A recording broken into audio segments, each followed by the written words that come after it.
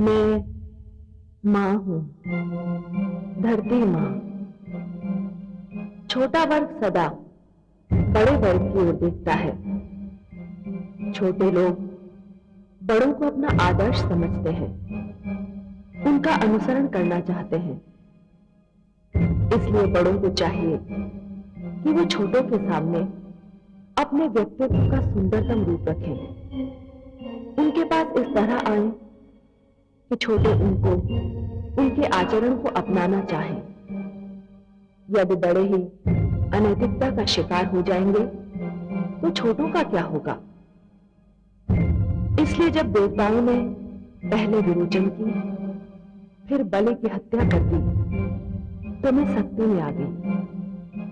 यदि देवता इस स्तर तक गिर जाएंगे तो शेष सबका क्या होगा? सभ्यता और असभ्यता, देवत्व और दानवता, मानवता और पशुता में सीमा रेखा कहां खींची जाएगी? देवत्व का नाम बदनाम हो गया इस कार्य से, और मैं जानती हूं कि भगवान श्री विष्णु का हस्तक्षेप किसी नई कथा का प्रारंभ सिद्ध होगा। मुझे भी यह जानने की उत्सुकता है कि वो क्या कथा होगी और कैसे आरंभ होगी। क्या बलि भी अपने पिता की भांति देवताओं के षड्यंत्र का लक्ष्य बन जाएगा? स्वामी, स्वामी, स्वामी, हमारे पुत्रेंद्र और दूसरे देवताओं के साथ क्या हुआ? कुछ सुना आपने? हाँ, सुना देवी। सुनकर दुख अवश्य हुआ, आश्चर्य नहीं हुआ। जो एक ही भूल को बार बार दोहराएं तो ये समझ लेना चाहिए कि ना तो उन्हें अपनी भूल को सुधारने की इच्छा है और ना ही वो अपनी भूल का सुधार चाहते हैं। परिणाम ये होता है कि वो बार बार भूल करते जाते हैं और दंड भोगते जाते हैं। मुझे तो कभी कभी ऐसा लगता है कि हमारे पुत्रों को सिंहासन और देवलोक खोने का अभ्यास हो चुका है। इससे पहले भी तो वो देवलोक से निकाले जा चुके हैं। किंतु इस बार समस्या गंभीर है स्वामी। असुरराज बलि ने घोषणा कर दी है कि जो भी मेरे पुत्रों को शरण देगा, बलि उसे अपना शत्रु मानकर उस पर आक्रमण कर देगा। देवलोक छीन चुका है, पाताल लोक जाने का तो प्रश्न ही नहीं उठता है। मेरे पुत्र कहां जाएंगे? आप ही कोई मार्ग दिखाइए स्वामी। हमारे पुत्र स्वयं को अत्यंत शक्तिशाली और बुद्धिमान समझते हैं। वो कोई भी कार्य करने से पहले हमसे परामर्श लेना आवश्यक नहीं समझते, और फिर कोई ऐसा कार्य कर बैठते हैं जिसका परिणाम अच्छा नहीं होता। वो ये भी भूल जाते हैं कि भूल उनसे होती है और दुख हमें झेलना पड़ता है। अब सत्य कहते हैं स्वामी, किंतु हमारे पुत्रों पर संकट आए तो हम उनसे मुंह तो नहीं मोड़ सकते। हमें को कुछ सोचना है। मैं तो सोच सोच कर हार गई। आप ही कुछ बताइए स्वामी। यदि देवता मेरी संतान है तो दानव भी मेरी संतान है। इसीलिए तो कह रही हूं कि आप कुछ कीजिए। असुर माता दिति, असुर माता दिति मेरी धर्म पत्नी अवश्य है, परंतु वो आपकी छोटी बहन है। मेरी तुलना में आपसे उनका नाता अधिक पहले का है। देवी, आप स्वयं उनके पास जाएं। हो सकता है कि बड़ी बहन की दशा देखकर छोटी बहन का मन पसीज जाए। मेरे विचार में इसके अतिरिक्त और कोई मार्ग नहीं रह गया है।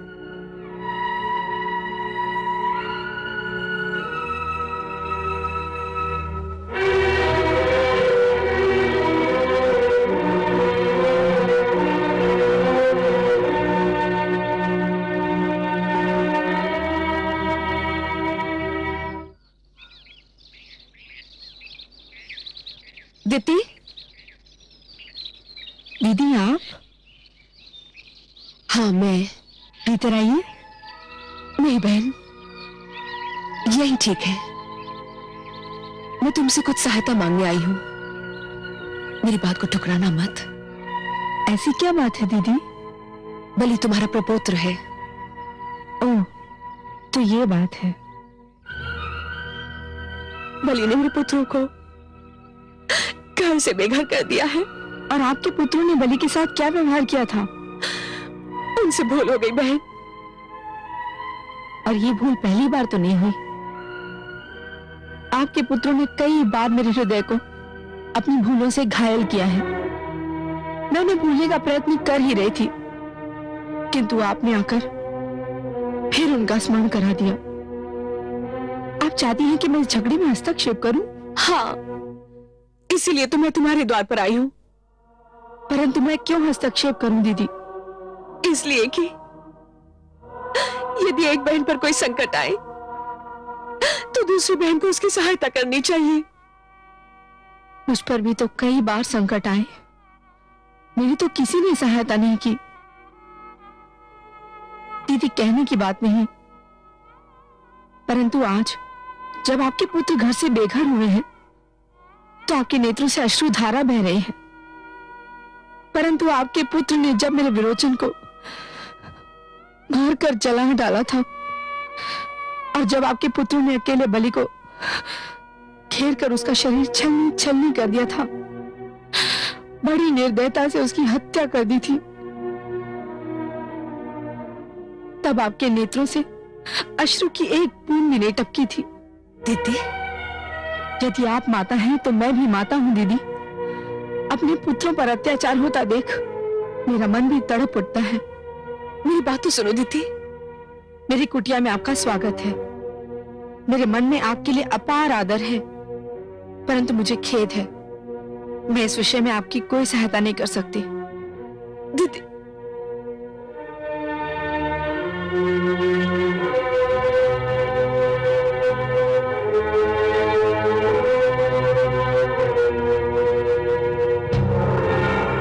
देखा आपने महादेवी, देखा कभी कभी संतान माता को कितना स्वार्थी बना देती है।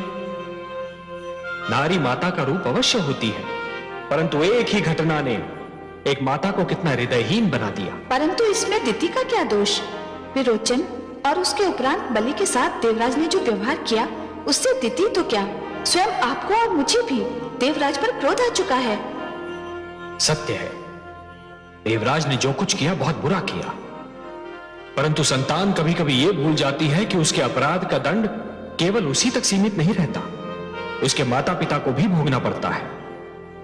महादेवी, जिस प्रकार चोट यदि केवल एक ही उंगली को लगे तब भी पीड़ा सारे शरीर को झेलनी पड़ती है, उसी प्रकार भूल परिवार के एक ही सदस्य से होती है, परंतु उसका प्रभाव और परिणाम समस्त परिवार को सहन करना पड़ता है।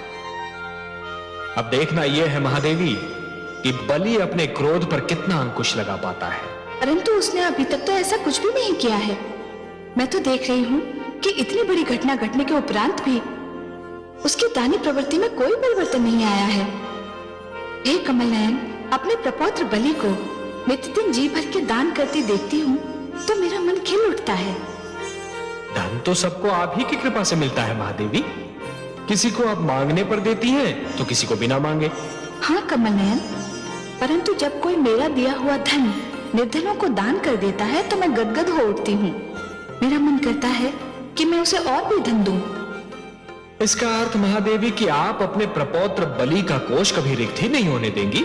हाँ कमल नयन, मेरे धन का वो सदुपयोग कर रहा है।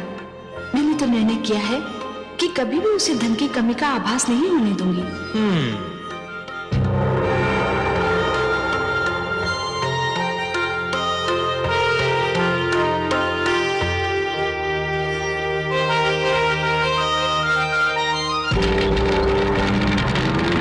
स्वाहा तस्वितुर्वरेण्यं भर्गो देवस्य धीमहि धियो यो न प्रचोदयात् स्वाहा।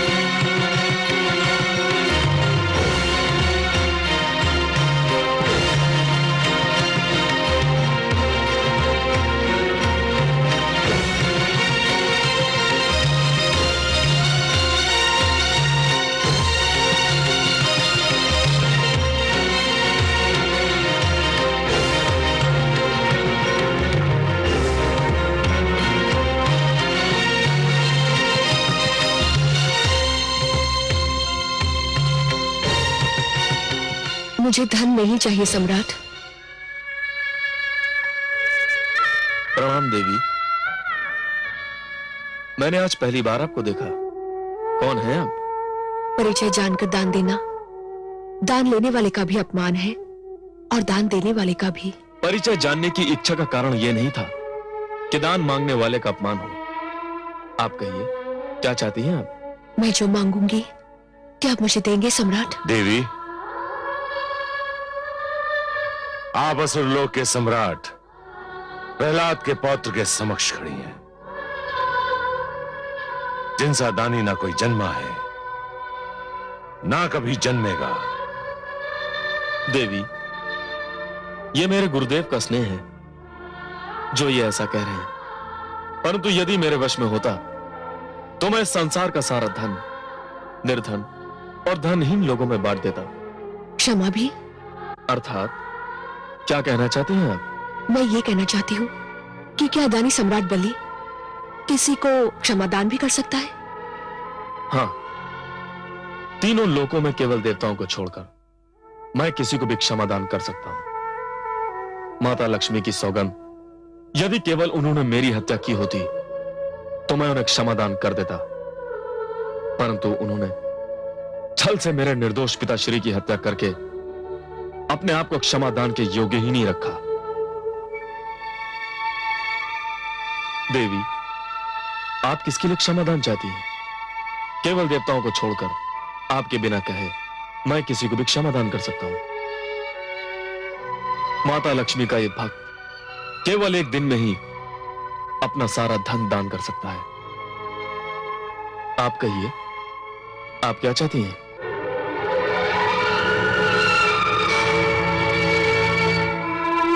मुझे खेद है, आप निराश होकर जा रही हैं देव माता। क्या कहा? देव माता? देव माता, मुझे क्षमा कर दीजिएगा देव माता, मैंने आपको निराश किया, किंतु आप मुझसे आशीर्वाद लेने का अधिकार मत छीनिएगा देव माता।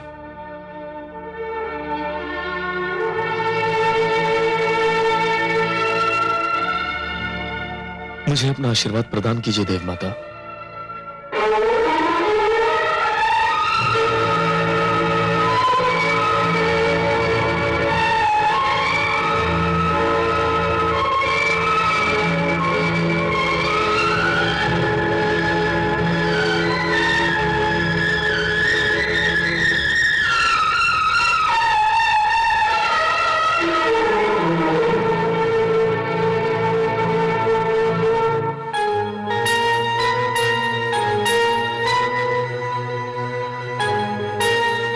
हे माता, हे महादेवी, आप निर्धन को भी मुस्कुराकर देख लें तो वो धनवान हो जाए, और धनवान से रुष्ट हो जाए तो एक क्षण में कंगाल हो जाए।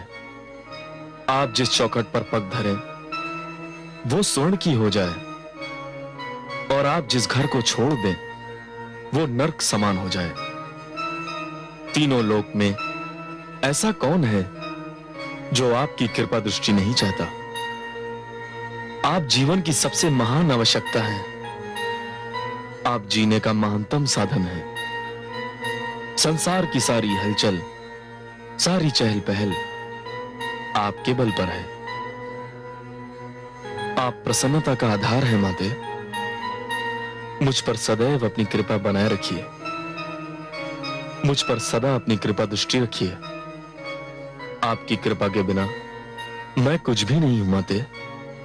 मेरा यश कुछ नहीं, मेरा मान सम्मान कुछ नहीं।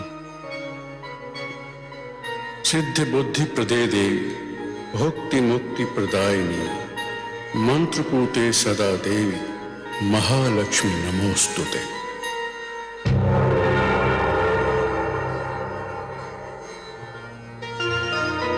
मैं तुम्हारे समक्ष खड़ी हूं वत्स, आंखें खोलो।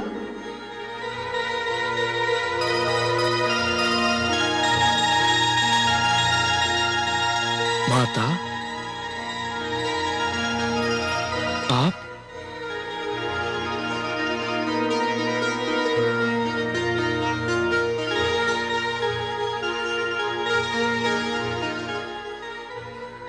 माता, मैं अपने भाग्य पर जितना भी गर्व करूं कम है। मेरे ये नेत्र इस योग्य नहीं कि आपके दर्शन पाकर तृप्त हो जाएं। मैं दीनहीन केवल आपकी कृपा पर ही आश्रित हूं। मैं धन्य हो गया माते, मैं धन्य हो गया। मैं तुमसे अत्यंत प्रसन्न हूं वत्स। जो मांगना है मांग लो। माता, आपके दर्शन मिल गए, अब और क्या मांगू? इस संसार में इससे बड़ा धन और क्या होगा? तुम्हारी दानी प्रवृत्ति देखकर मैंने ये निर्णय लिया है कि तुम्हें दान करने के लिए नित्यदिन 100 भार स्वर्ण दे दिया करूंगी। आपको कोटि कोटि प्रणाम माता। और कोई इच्छा हो तो कहो पुत्र। इच्छा तो है माता, केवल एक ही इच्छा है। जिस प्रकार आपने यहां आकर मुझे धन्य किया, उसी प्रकार एक दिन भगवान श्री विष्णु भी आए और उन्हें अपने समक्ष पाकर मेरा जीवन सफल हो जाए। ये तो तुम्हारे कर्मों पर निर्भर करता है वत्स। बुलाने वाले में शक्ति हो तो वो उन्हें किसी भी समय किसी भी स्थान पर बुला सकता है। एक नन्हे बालक ध्रुव ने उन्हें भोलेपन से पुकारा तो वो उसके पास भी चले गए। तुम्हारे दादा श्री प्रहलाद ने उन्हें मन से स्मरण किया तो मेरे नारायण ने उन्हें भी निराश नहीं किया। जानता हूं माता, विश्वास कीजिए, उन्हें मेरे पास भी आना ही होगा।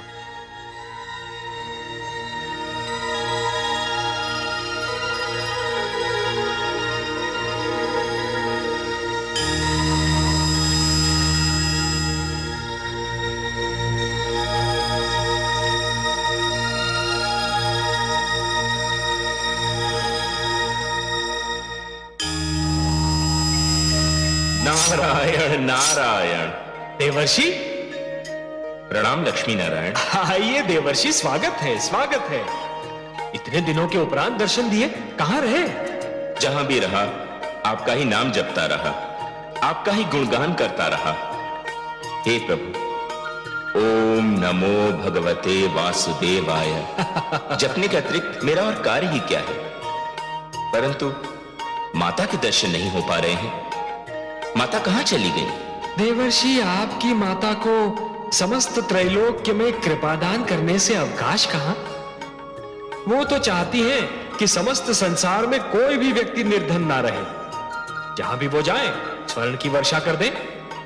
सत्य कहा आपने। माता का हृदय इतना विशाल है कि वह धन बांटते बांटते नहीं थकती। परंतु एक बात है प्रभु, कह दूं? कहिए कहिए। वैसे भी कोई बात कहने से कोई आपको रोक थोड़ी ना सकता है देवर्षि, कहिए। माता के बिना विष्णुलोक अधूरा सा लगता है। कहां है वे? विष्णुलोक? देवर्षि, आपकी माता के बिना तो स्वयं भगवान विष्णु अधूरे लगते हैं। समस्त संसार मुझे लक्ष्मी नारायण अकारण ही नहीं पुकारता। देवर्षि, इस समय वो अपने प्रपौत्र बलि से मिलने गई है। बहुत प्रसन्न है वो उसके दान पुण्य से, उसे आशीर्वाद देने गई है। और आप तो जानते हैं अपनी माता का स्वभाव, जिस पर प्रसन्न हो जाए उसके भंडार भर दे। यह तो मैं जानता हूं लक्ष्मी नारायण, परंतु इसके पीछे आपकी क्या लीला है, यह जानने का प्रयत्न कर रहा हूं। अर्थात हे पद्मनाभ, एक और आपने देवताओं के सिर से हाथ हटा लिया है, दूसरी ओर माता बलि पर कृपा पुष्प बरसा रही हैं, और तीसरी ओर मानव लोक में देवराज और अन्य देवताओं की पूजा आरंभ हो गई है। मैं ये तो जानता हूं लक्ष्मी नारायण कि ये सब आपके संकेत पर हो रहा है, पर क्यों हो रहा है ये नहीं समझ पा रहा हूं। हे वर्षि, क्या प्रसन्न नहीं है कि जिन बेचारे देवताओं की पूजा बलि ने बंद करवा दी थी, उनकी कहीं तो पूजा हो रही है, कोई तो पूजा कर रहा है। आप तो जानते हैं देवर्षि कि हमारे देवराज इंद्र की एक बड़ी दुर्बलता है। उन्हें यह लगता है कि कोई उनकी पूजा ना करे तो उनका महत्व घट जाएगा। बेचारे देवताओं को कहीं तो आश्रय मिला, मानव लोक में ही सही। मैं जानता हूं कि आप मुझे अभी कुछ नहीं बताएंगे, किंतु हे लक्ष्मी नारायण, आपकी सुंदर हंसी मुझे बहुत कुछ बता रही है। अच्छा, मेरी सुंदर हंसी में आपको किसी कथा का आभास हो गया क्या? नारायण नारायण, आप नायकों के नायक हैं सर्वेश्वर। त्रिलोक की सारी कथाओं के जन्मदाता हैं। मैं तो आपके कथानक का एक छोटा सा पात्र हूं। कहानी तो नायक के मुख से ही भली लगती है। हे सर्वेश्वर, आपके मन में कौन सी कथा रच रही है, ये तो आप ही बताएं। आप ठीक समझे देवर्षि। एक कथा की रचना तो अवश्य हो रही है, पर उसका चरम बिंदु कब, कैसे और कहां आएगा, इसकी प्रतीक्षा तो स्वयं मैं भी कर रहा हूं। आप भी कीजिए।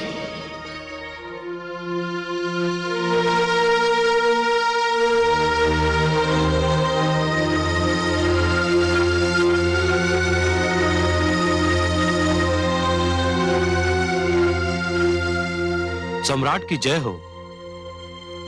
क्या समाचार लाए हो सेनापति? सम्राट, मुझे खेद है, परंतु मेरे पास आपको सुनाने के लिए कोई बहुत शुभ समाचार नहीं है। क्या कहना चाहते हो? महाराज, आपके आदेशानुसार समस्त पाताल लोक में देवताओं की पूजा रोक दी गई है, परंतु क्या? महाराज, मानव लोक में अब भी देवताओं की पूजा हो रही है, बल्कि उसमें कुछ वृद्धि ही दिखाई दे रही है। क्या मानव लोक में हमारी घोषणा की गूंज नहीं पहुंची कि जो भी देवताओं की पूजा करेगा वो हमारे क्रोध को निमंत्रण देगा? पुत्र, तुम पाताल लोक के सम्राट हो। मानव लोक तुम्हारी सत्ता के घेरे से बाहर है। तो इसका अर्थ यह हुआ कि मुझे मानव लोक को भी अपनी सत्ता के घेरे में लाना होगा। इसके लिए तुम्हें मानव लोक पर चढ़ाई करनी होगी। तो मैं करूंगा, अवश्य करूंगा। मैं मानव लोक में देवताओं की पूजा रुकवा कर ही दम लूंगा। बहुत शुभ विचार है पुत्र, बहुत शुभ विचार। यदि तुमने पृथ्वी लोक पर भी विजय पा ली तो देवताओं को सिर छुपाने के लिए कोई स्थान नहीं मिलेगा। ऐसा ही होगा गुरुदेव। जहां भी देवताओं की पूजा होगी मैं वहां जाकर उनसे युद्ध करूंगा और उसे जीत लूंगा। सेनापति। जी महाराज। हमारी सेनाओं को युद्ध की तैयारी करने का आदेश दे दिया जाए। जो आज्ञा महाराज।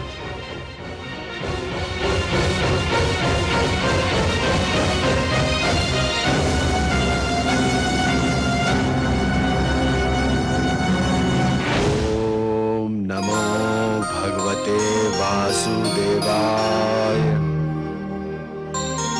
ओम नमो भगवते वासुदेवाय।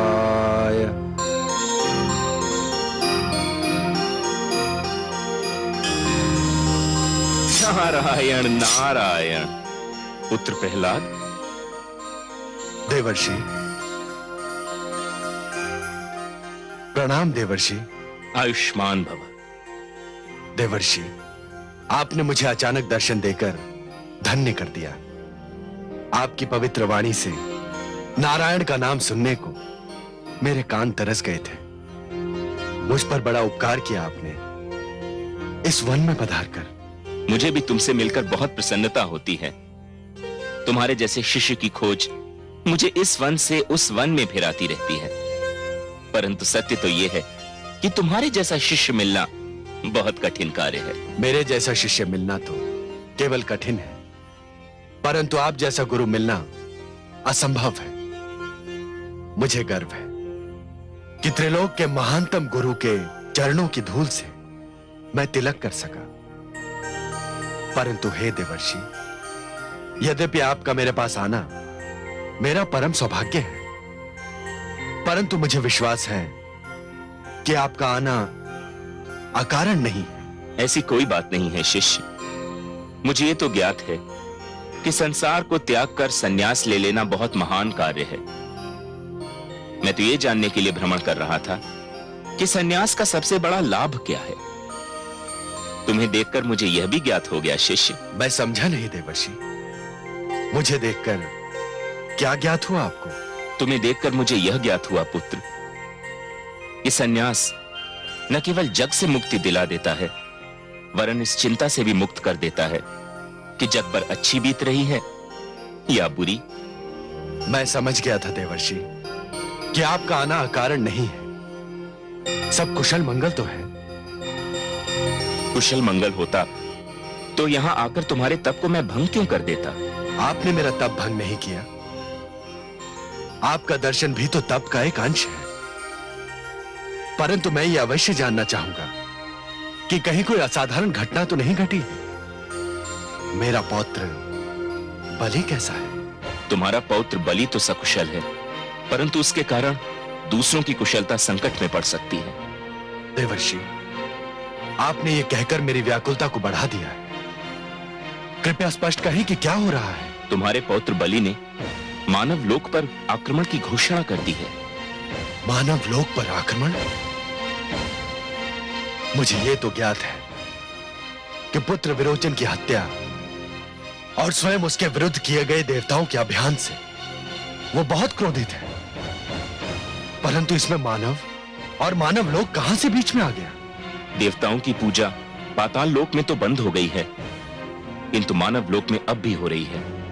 तुम्हारे पौत्र को इसी बात पर क्रोध आ गया। परंतु यह तो सर्वथा अनुचित है। उसे कोई रोकने टोकने वाला नहीं। कौन रोक टोक सकता है उसे? तुम वहां हो नहीं। रहे दैत्य गुरु शुक्राचार्य, तो वो तो इस बात से आनंद ले रहे हैं कि अब उनके और बलि के बीच कोई और नहीं आ सकेगा। तो फिर आप ही कोई उपाय बताएं देवर्षि। मुझे विश्वास तो नहीं, किंतु संभव है कि यदि तुम बलि को समझाओ बुझाओ तो वो समझ जाए। यदि यही मार्ग रह गया है तो मैं इस वन को छोड़कर असुर लोक अवश्य जाऊंगा। मैं रोकूंगा उसे इस अनर्थ से। नारायण नारायण।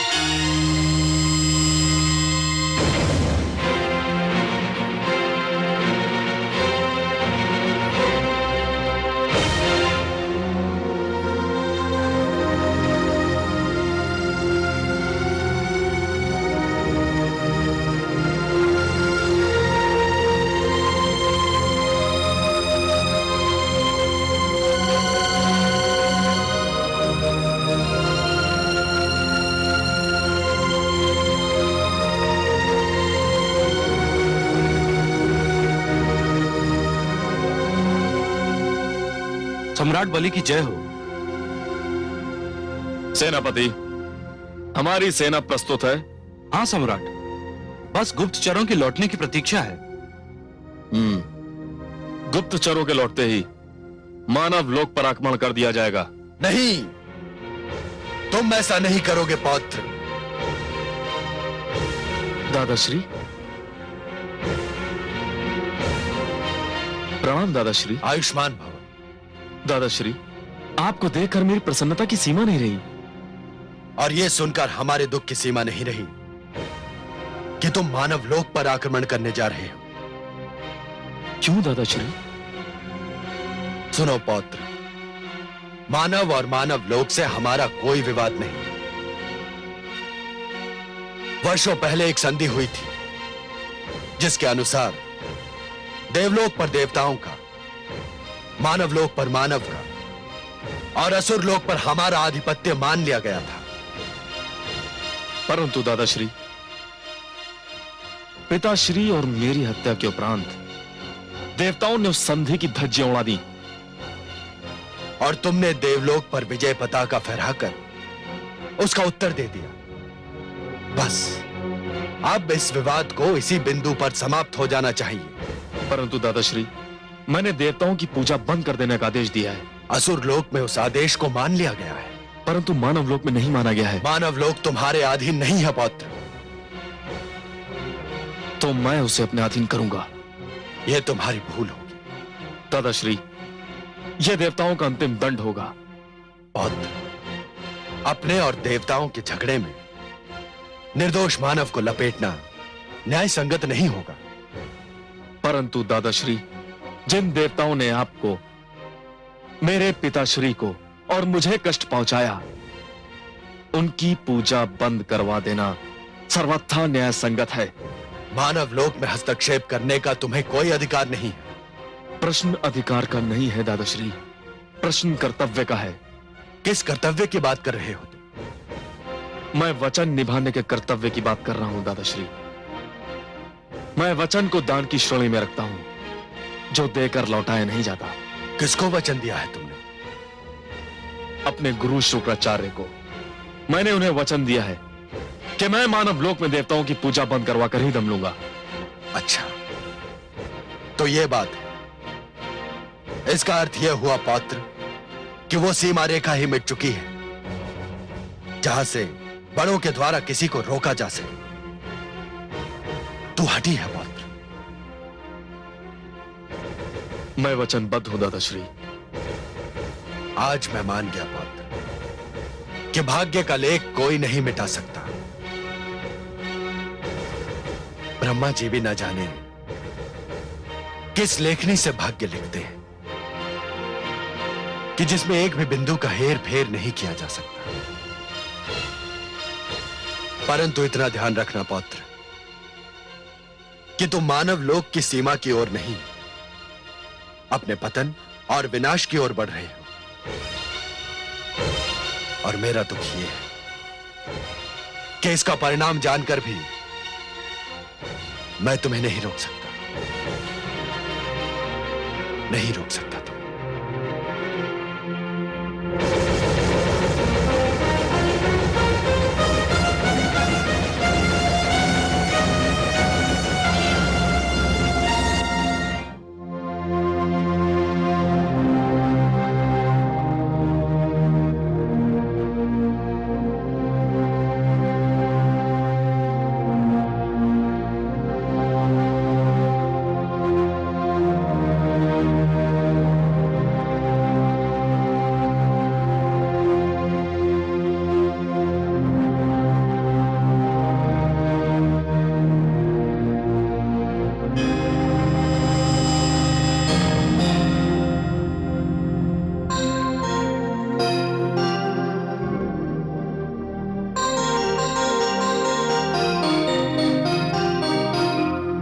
माते। वत्स, तुमने अपने दादा श्री महान भक्त प्रहलाद की बात न मानकर अच्छा नहीं किया। मैं मानना चाहता था माते, परंतु दादाश्री ने आने में देर कर दी। बाण धनुष से निकल चुका था। मैं अपने गुरुदेव को वचन दे चुका था और अब मेरी मृत्यु हुई, मुझे मेरा वचन निभाने से रोक सकती है? नहीं वत्स, केवल मृत्यु नहीं, विवेक भी रोक सकता है। विवेक से तनिक सोच कर देखो तो तुम्हें अपने निर्णय की बुराइयां अपने आप दिखाई देंगी।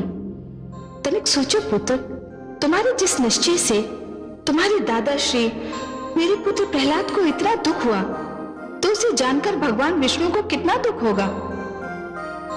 मैं विवश हूं माते। तुम विवश नहीं हो पुत्र, क्रोधाग्नि ने तुम्हारे विवेक के नेत्रों के आगे धुएं की चादर तान दी है और तुम उससे आगे नहीं देख पा रहे हो। मेरी मानो तो अपना निर्णय बदल दो। अपना निर्णय बदलना मेरे वश में नहीं है माते। संभवतः यह निर्णय मेरे भाग्य का लेख बन गया है। प्राणी भूल स्वयं करते हैं और दोष भाग्य को देते हैं। यह निर्णय पूर्णतया तुम्हारा था, तुमने स्वयं लिया था। निर्णय ले लिया, वचन दे दिया, अब मैं कुछ नहीं कर सकता माते। कर सकते हो, एक कार्य तुम अब भी कर सकते हो। क्या माते? अपने निर्णय और अपनी माता में से किसी एक को चुन लो। माते? हाँ वत्स, और ये निर्णय भी तुम्हें आज ही लेना होगा कि तुम्हें अपने निर्णय से अधिक प्यार है या मुझसे।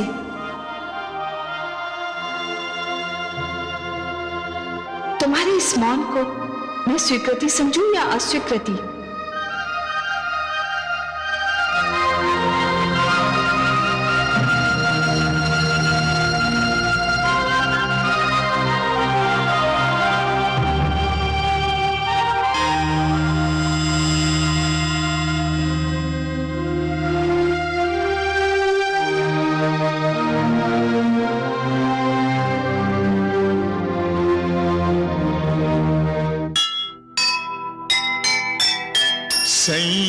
जब भी घट गया, क्रोध गया जब जीत, आया काल विनाश का, बुद्धि हुई विपरीत। बहुत बड़ा गुण है क्षमा, बदला छोटी बात, उसे बड़ाई क्या मिले जिसे नहीं ये ज्ञात, जिसे नहीं ये ज्ञात।